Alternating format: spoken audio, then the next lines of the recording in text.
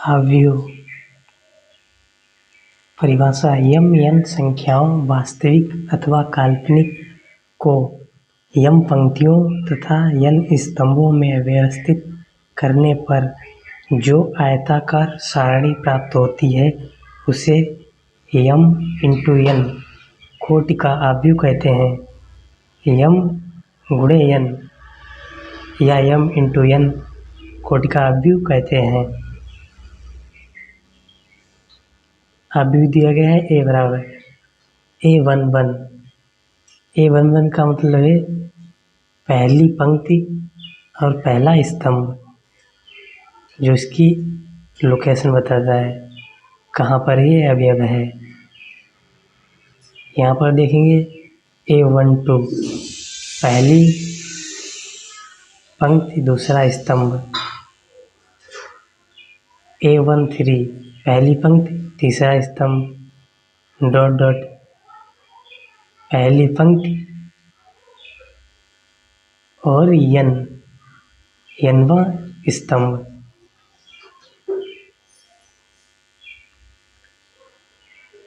यहाँ पे लास्ट में देखेंगे am1 mवीं पंक्ति और पहला स्तंभ। यहाँ पे am2 mवीं पंक्ति दूसरा स्तंभ। ऐसे यहाँ पे लास्ट में amn m पंक्ति हो गई, पंक्तियों की संख्या और n स्तंभ।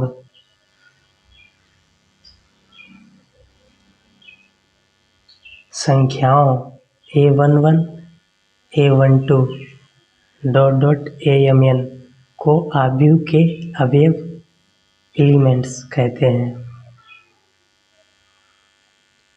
aij अवयव का ऐसा अवयव है जो iवीं पंक्ति तथा jवें स्तंभ में स्थित है। जो i है वो दर्शाता है पंक्ति को, और जो j है वो दर्शाता है स्तंभ को। यानी i की जगह पे कोई संख्या लिखी हुई तो पंक्तियों कौन सी पंक्ति में है ये दर्शाएगा, और j के स्थान पे जो संख्या लिखी होगी वो कौन से स्तंभ में है ये दर्शाएगा।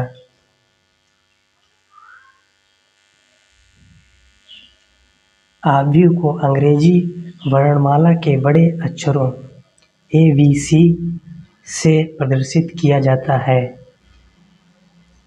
अवयव A को aij द्वारा भी व्यक्त किया जाता है।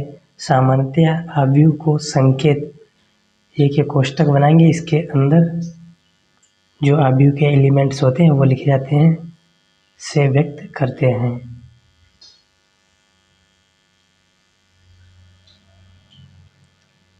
अवयव के अवयवों को द्वि-अनुलग्न की सहायता से a11 a21 a31 a32 dot dot aij dot dot आदि से द्वारा निरूपित करते हैं, जहाँ पर अनुलग्न पहला अंक पंक्ति रो को तथा दूसरा अंक स्तंभ कॉलम को व्यक्त करता है।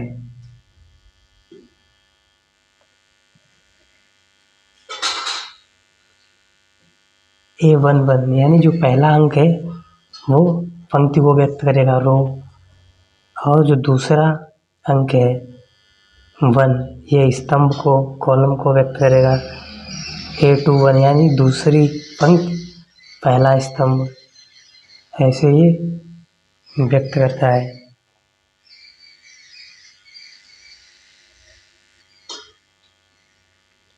अवयव का क्रम अथवा कोट।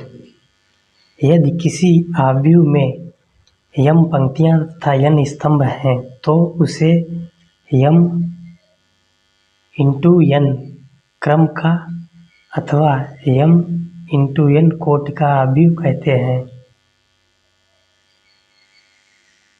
एग्जाम्पल देखेंगे।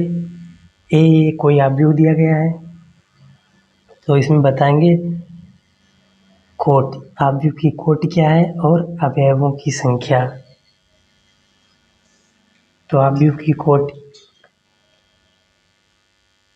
स्तंभों की संख्या कितनी है? 1 2 3 4 और पंक्तियों की संख्या 1 2 3। ऐसी ये पंक्ति है 1 2 3, ये पंक्ति हो गई और ये स्तंभ हो गए 1 2 3 4। तो 3 गुणा 4 लिख दिया है यहाँ पर। तो ये हो जाएगी आव्यूह की कोटि। इसका मल्टीप्लाई करके नहीं बराबर करके लिखना है, सिर्फ ऐसे लिखना है 3 × 4। अवयवों की संख्या, इसमें कितने एलिमेंट्स हैं?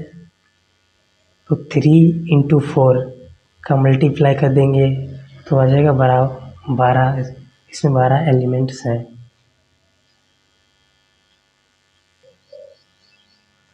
आव्यूह के प्रकार।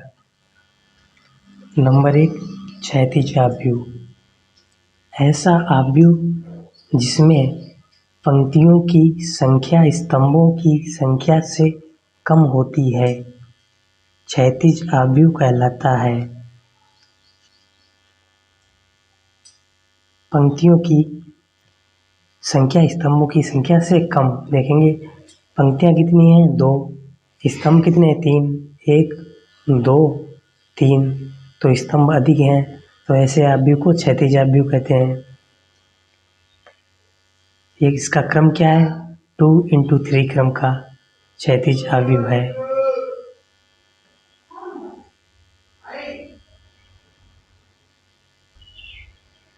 नंबर 2, ऊर्ध्वाधर आव्यूह।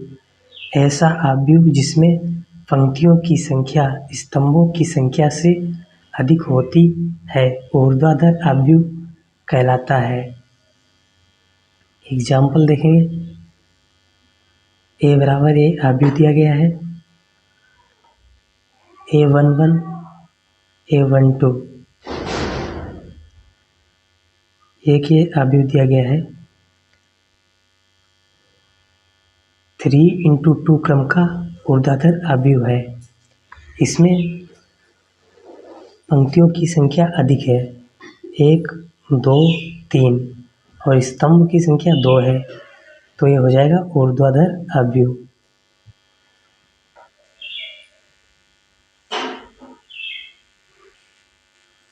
नंबर 3, वर्ग आव्यूह। जिस आव्यूह में पंक्तियों तथा स्तंभों की संख्या बराबर हो, वह वर्ग आव्यूह कहलाता है। अतः m × n क्रम का आव्यूह वर्ग आव्यूह होगा जब m बराबर n। n × n क्रम का आव्यूह वर्ग आव्यूह कहलाता है। यानी जब पंक्तियों और स्तंभों दोनों की संख्या इक्वल होगी तब वह वर्ग आव्यूह कहलाएगा। एग्जाम्पल देखेंगे। एग्जाम्पल A बराबर 4 3 7 6, यह 2 × 2 यानी 2 × 2 क्रम का या कोटि का आव्यूह है, ये वर्ग आव्यूह है। V बराबर, इसमें पंक्तियाँ 3 हैं और 3 ही स्तंभ हैं, 3 × 3 क्रम का आव्यूह, ये भी वर्ग आव्यूह है।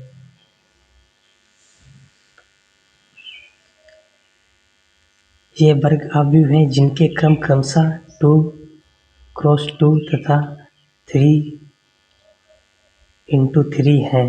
n × n क्रम के वर्ग आव्यूह को प्रायः n क्रम का वर्ग आव्यूह भी कहा जाता है। मुख्य विकर्ण वर्ग आव्यूह के वह अवयव जिनके लिए I = j अर्थात A11 A22 A33 ANN विकर्ण के अवयव कहलाते हैं तथा जिस रेखा के अनुदिश यह स्थित होते हैं वह आव्यूह का मुख्य विकर्ण कहलाती है। इसमें देखें एग्जाम्पल में A बराबर, तो इसमें मुख्य विकर्ण ये हो जाएगा, ये ऐसा, जिसके मुख्य विकर्ण के ये अवयव दिए गए 2, -2, -3 अवयव हैं। ये हो जाएगा A11 ये हो जाएगा A22, ये A33।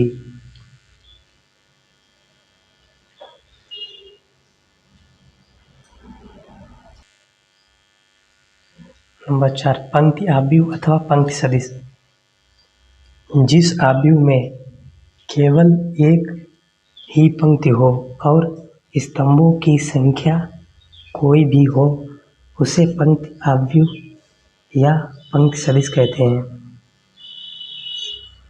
ऐसा आव्यूह जिसमें पंक्ति की संख्या एक ही हो और स्तंभ की संख्या कोई भी कितनी भी हो सकती है, उसे हम पंक्ति सदिश या पंक्ति आव्यूह कहते हैं। एग्जाम्पल में देखेंगे 5,0, इसकी कोड है 1/2 तथा b बराबर, ये भी पंक्ति आव्यूह है, इसकी कोड है 1/4। पांचवा देखेंगे स्तंभ आव्यूह अथवा स्तंभ सदिश। ऐसा आव्यूह जिसमें केवल एक स्तंभ होता है स्तंभ आव्यूह अथवा स्तंभ सदिश कहलाता है। ऐसा आव्यूह जिसमें स्तंभ तो एक ही हो लेकिन पंक्तियों की संख्या कोई भी हो सकती है, कितनी भी, ऐसे आव्यूह को स्तंभ आव्यूह कहते हैं। एग्जाम्पल में a बराबर दिया गया है आव्यूह 2/1 कोटि का आव्यूह है, b बराबर 3/1 कोटि का आव्यूह है और c बराबर m/1 कोटि का आव्यूह है।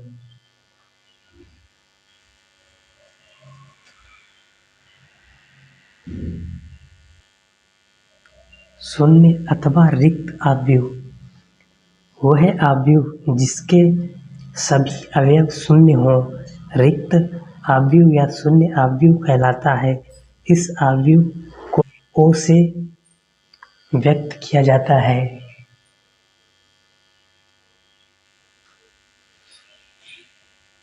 एग्जाम्पल O बराबर, यहाँ पे जितने भी एलिमेंट्स हैं वो सब शून्य हैं।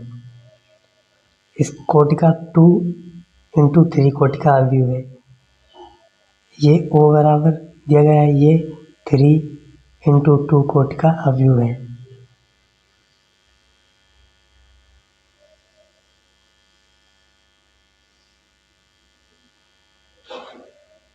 नंबर 7, आयताकार आव्यूह। ऐसा आव्यूह जिसमें पंक्तियों की संख्या स्तंभों की संख्या के बराबर नहीं होती है, आयताकार आव्यूह कहलाता है। एग्जाम्पल देखेंगे 2/3 कोटि का आव्यूह, यह आयताकार आव्यूह कहलाएगा। 8 नंबर, इकाई अथवा तत्समक आव्यूह। ऐसा वर्ग आव्यूह जिसके मुख्य विकर्ण का प्रत्येक अवयव 1 तथा शेष सभी अवयव शून्य होते हैं, इकाई अथवा तत्समक आव्यूह कहलाता है। एग्जाम्पल देखेंगे, एग्जाम्पल I2 बराबर दिया गया है, इसमें मुख्य विकर्ण ये होता है, इसके अवयव इकाई यानी 1 होते हैं तथा बाकी अवयव शून्य होते हैं। यह I3 दिया गया है, इसमें मुख्य विकर्ण को छोड़कर सभी अवयव शून्य हैं।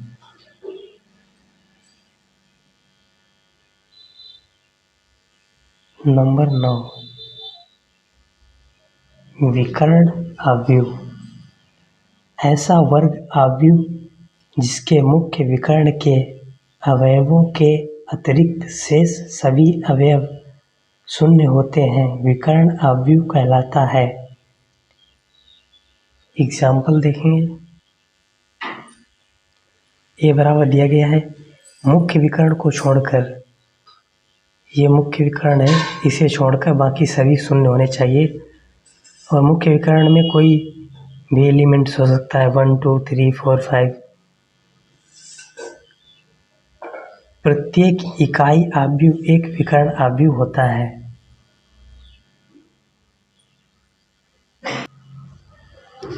नंबर 10 अदिश आव्यूह, ऐसा वर्ग आव्यूह जिसके मुख्य विकर्ण के सभी अवयव समान तथा शेष सभी अवयव शून्य होते हैं, अदिश आव्यूह कहलाता है। जो मुख्य विकर्ण होता है उसे छोड़कर बाकी सभी अवयव शून्य होते हैं, उसे अदिश आव्यूह कहते हैं।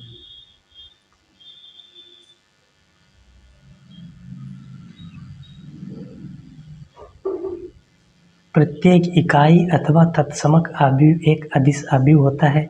प्रत्येक अदिश आव्यूह एक विकर्ण आव्यूह होता है।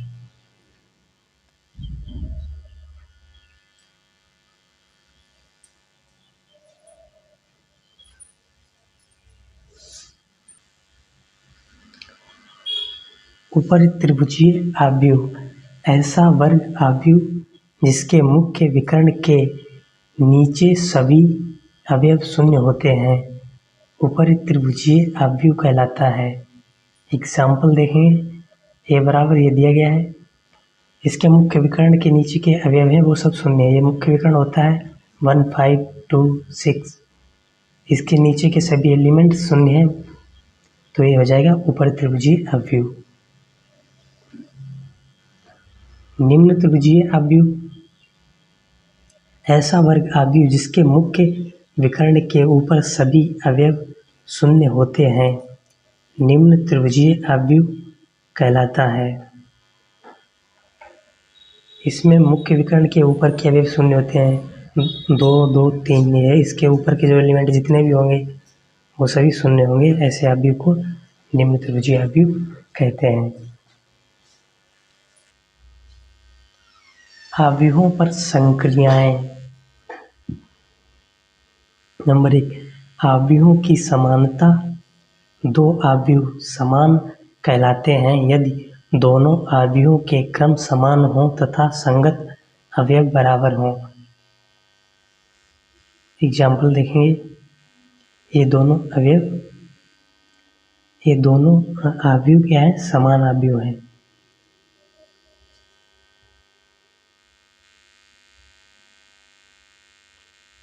दो, 4, 6, 8, यहाँ पर भी जब डिवाइड करके लिखेंगे 4 का डिवाइड इसमें करेंगे तो यहाँ पे 2 आ जाएगा, तो यहाँ पे भी 2 है। इसमें मल्टीप्लाई करेंगे तो 4 हो जाएगा, तो यहाँ पे भी 4 है। यहाँ पे 2 का 3 में मल्टीप्लाई करेंगे 6 आएगा, तो यहाँ पे भी 6 है। यहाँ पे देखेंगे 6 + 2 8 होता है, 8 यहाँ पे भी।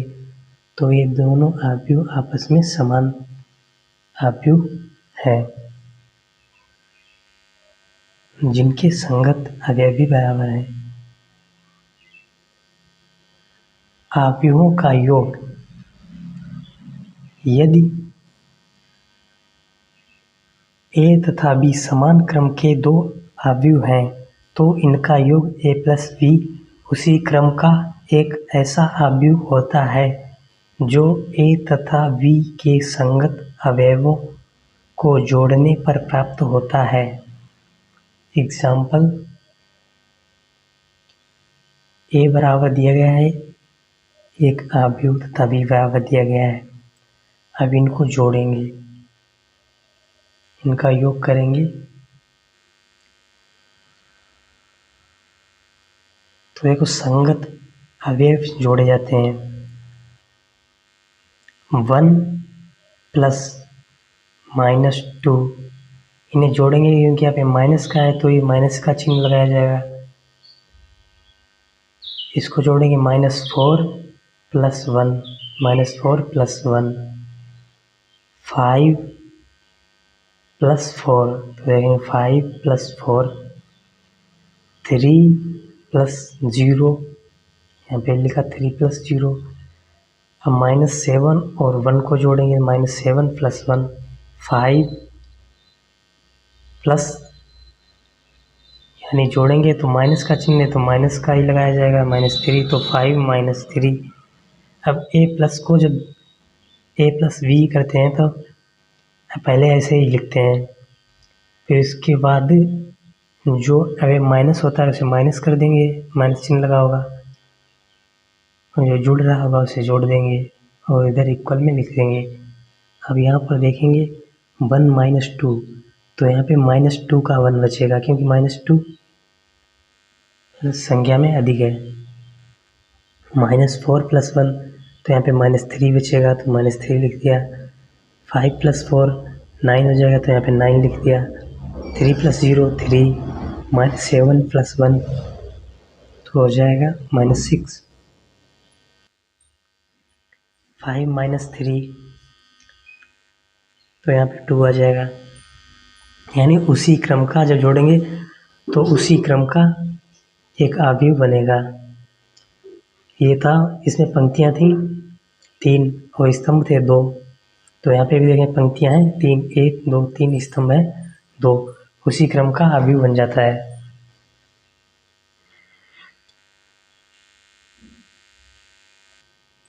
नोट: अवयवों का योग केवल तभी परिभाषित है जब वह समान क्रम के हों। अवयव यानी समान कोटि के होने चाहिए, तभी उनका योग संभव है।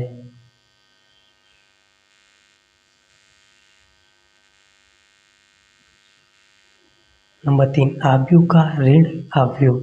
किसी अवयव A का ऋण अवयव -A से निरूपित किया जाता है।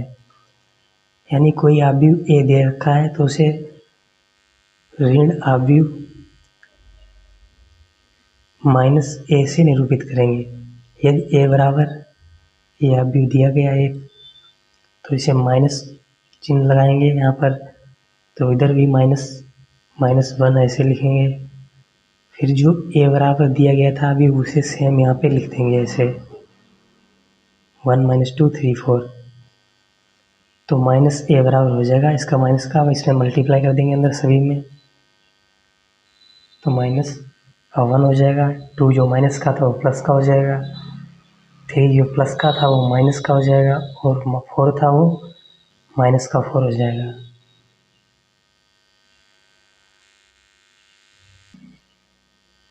नंबर 4, अवयवों के योग के गुणधर्म। क्रम विनिमय नियम। यदि A तथा B समान क्रम के दो अवयव हैं तो A + B = B + A लिख सकते हैं। साहचर्य नियम। यदि A, B तथा C समान क्रम के 3 अवयव हैं तो A + B + C = A + B + C लिख सकते हैं।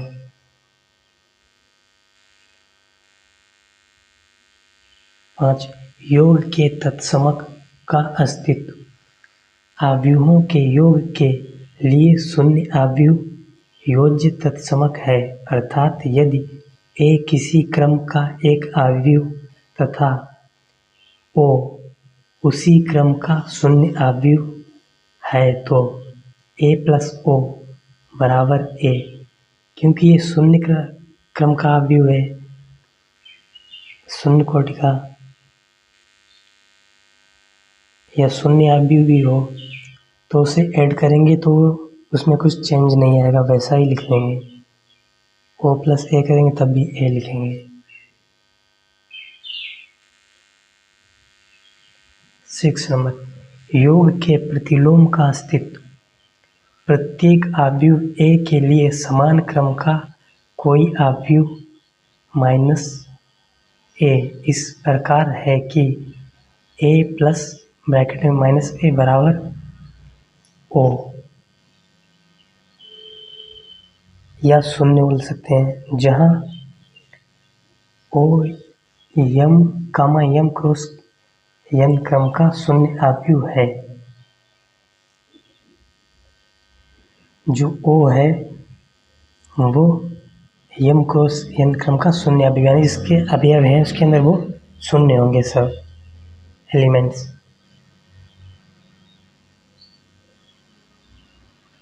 निरसन नियम।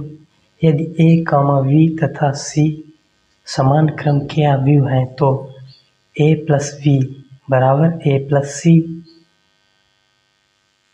v बराबर c, जब ऐसा हो सकता है b बराबर c हो। v प्लस a बराबर c प्लस a, v बराबर c होना चाहिए।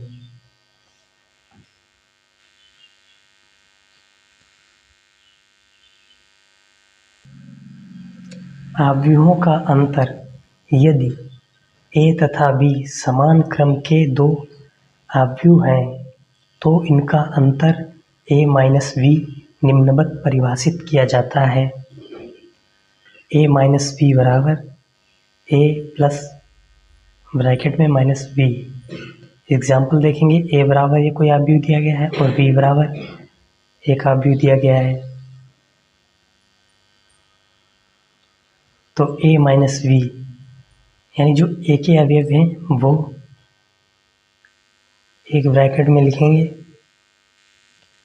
-3 यहाँ पे लिखा, फिर -1 संगत अवयव, 4 लिखा और -2 पहले से माइनस है तो प्लस हो जाएगा, 6 -3 6 -3 2 -1 2 -1 0 -5 -1 और -2 दिया गया था, यहाँ पे -1 + 2 हो जाएगा क्योंकि घटाएंगे तो चिन्ह बदल जाएगा। तो यहाँ पर ये उसी क्रम का एक आव्यूह आ जाएगा। यहाँ पे हो जाएगा -4 4 + 6 6 -3 3 1 -5 1।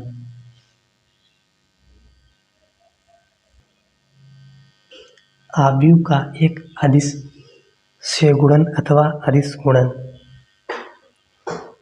यदि a एक आव्यूह तथा k एक अदिश संख्या है तो इनका गुणन ka से प्रदर्शित किया जाता है, जो a के प्रत्येक अवयव में k की गुणा करने पर प्राप्त होता है। एग्जाम्पल देखेंगे, a बराबर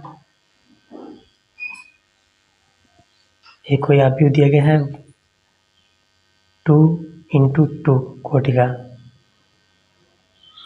तब 3a यानी इसमें 3 से मल्टीप्लाई किया गया है,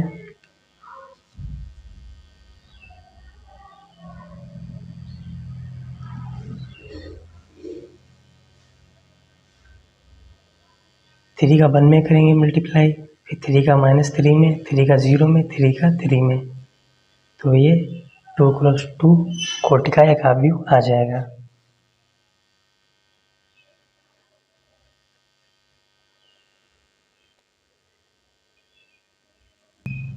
अदिश गुणन के गुणधर्म यदि a एवं b समान क्रम के दो आव्यूह हैं तथा k एक अदिश है तो k × a + v बराबर ka + kv। यदि a एक आव्यूह तथा m एवं n दो अदिश हैं तो m + n × a इक्वल हो जाएगा ma + na। यहाँ पर इंटू हो रहा है मल्टीप्लाई, यानी n × a और m × a।